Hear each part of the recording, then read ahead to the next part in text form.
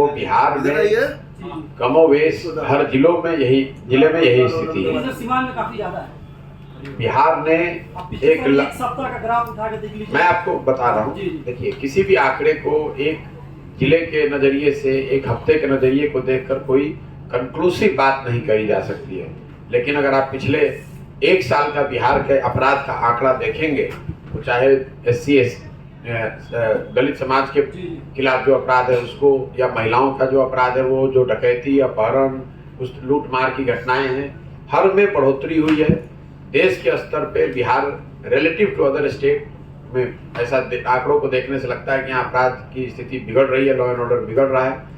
लेकिन उसकी मूल वजह यह है कि ये जो शराबबंदी का कानून लगाया गया है, जिसकी वजह से प्रशासन का एक बड़ा हिस्सा वो तो शराबबंदी को लागू करने, उससे पैसा कमाने, उसको लगाने छिपाने में लगा हुआ है, और जो लॉ एंड ऑर्डर की जो उनकी प्राइमरी जिम्मेवारी थी उसको छोड़कर और आप दूसरे काम में लगे रहेंगे तो लॉ एंड ऑर्डर खराब होगा ही।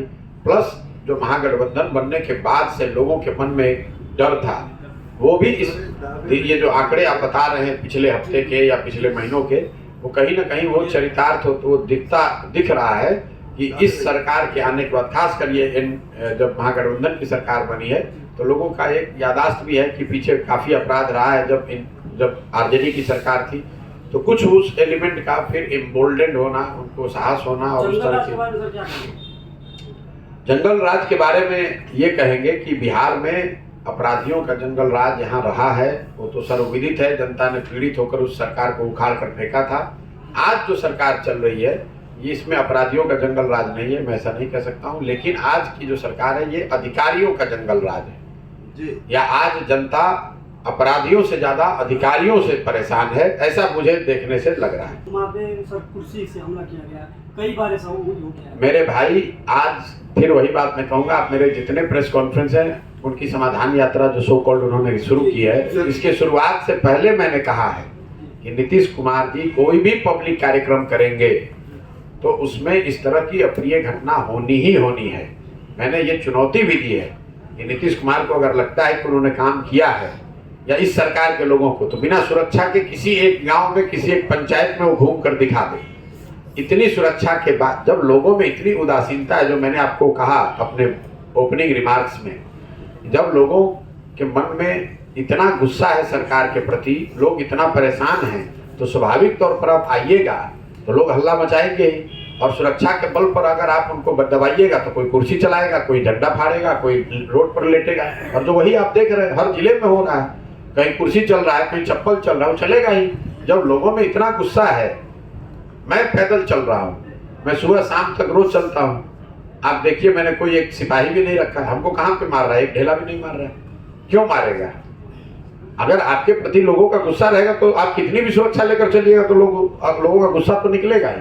मैं इतना होशियार नहीं हूँ कि बिहार में आने से पहले रोड मैप बना दूं। आप बिहार, रोज मैं कह रहा हूँ कि ये पदयात्रा इसलिए कर रहे हैं कि पहले बिहार को समझें, यहाँ के लोगों से मिलें, उनके अनुभवों को मिलाकर रोड मैप बनाया जाए। बिहार के वो नेता जो मंच पर खड़े होकर बड़ी बड़े दावा करते हैं, वो तो 50 साल से आप सुन ही रहे हो। किसी ने खड़ा होकर कह दिया कि मैं 10 लाख नौकरी दे दूंगा, वो आपको रोड मैप दिखता है। और जब उसके बाद वो आदमी सत्ता में आ गया तो आपको डाक बंगला पर लाठी मार रहा है, तो आपको लाठी नहीं पड़ेगी तो आपको क्या होगा? आप अगर बेवकूफ हैं तो आपको लाठी ही पड़नी चाहिए।